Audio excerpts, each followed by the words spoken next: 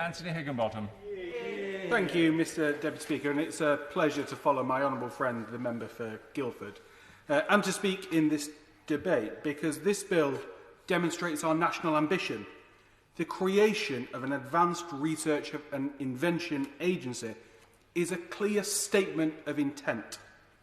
Intent when it comes to science and technology, research and development, innovation and entrepreneurialism. It means that when we say we want to be a superpower in all of those things, we mean it, and the world knows it. But it also means, Mr Deputy Speaker, that we give a tangible impact in those areas. And the reason all of this matters is because research, development, science, technology, innovation and entrepreneurialism are directly linked to our prosperity, directly linked to the job creation that all of our constituents rely on. It's what will determine the kind of economy we have for decades to come, not just here in the UK, but around the world. Will that be an economy based on UK designs, UK ideas, fed by our universities and our research centres, our businesses and our entrepreneurs?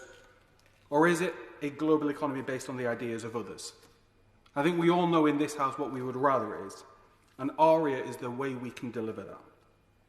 But there is a question, Mr Deputy Speaker, about what we model ARIA on. Is it an accelerator? Is it a funder? A venture capitalist? Or is it a moonshot organisation?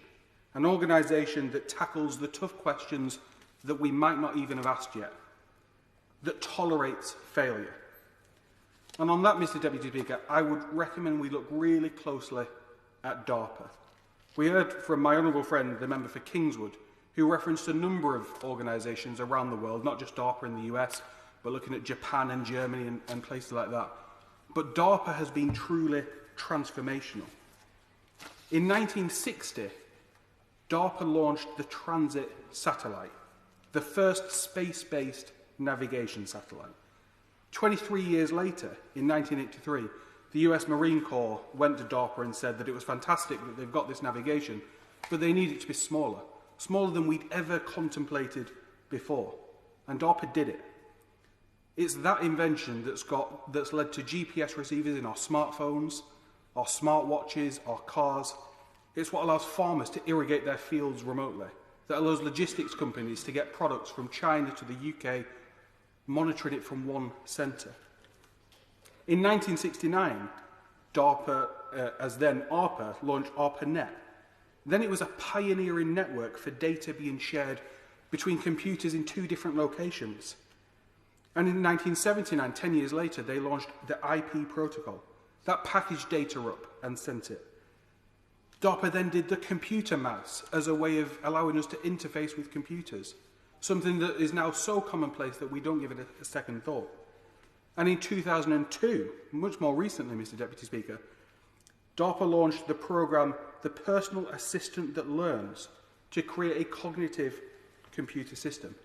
Mr Deputy Speaker, today we know that as Siri, and it's on iPhones across the world.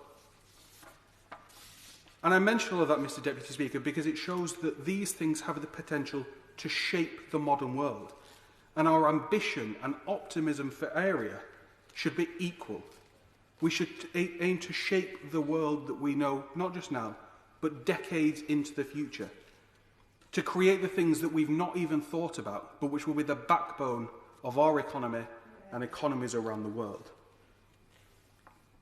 But I do want to make a recommendation to the government, Mr Deputy Speaker, because the thing that set DARPA apart and the thing that led to its success is having a client, a customer who could ask the questions, who could show the problems that DARPA then went on to fix, to flag the programmes that they needed. Now, Mr Deputy Speaker, we've got lots of government departments and organisations that could be those clients. It could be the NHS and healthcare.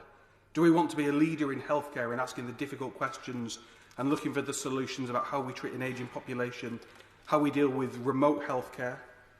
Could it be the business and energy department, looking at how we get battery technology into homes, how we carbon capture and do all of those things? Or is it defence, as it is in the US, with its unique ability to look across the whole of society, be it from logistics and communications to civil contingency and health? Or is it all of the above? And if it's all of the above, then we should match our optimism and our ambition with funding. To conclude, Mr. Speaker, ARIA demonstrates our ambition to the world, and it could, genuinely, if successful, shape our economy and the economy of the whole world. But it needs to be given a direction, so it can ask the questions, channel the research, deliver prosperity for the nation. And it needs to be free from the normal shackles that govern Whitehall, tolerating failure and allowing it to innovate free from political interference.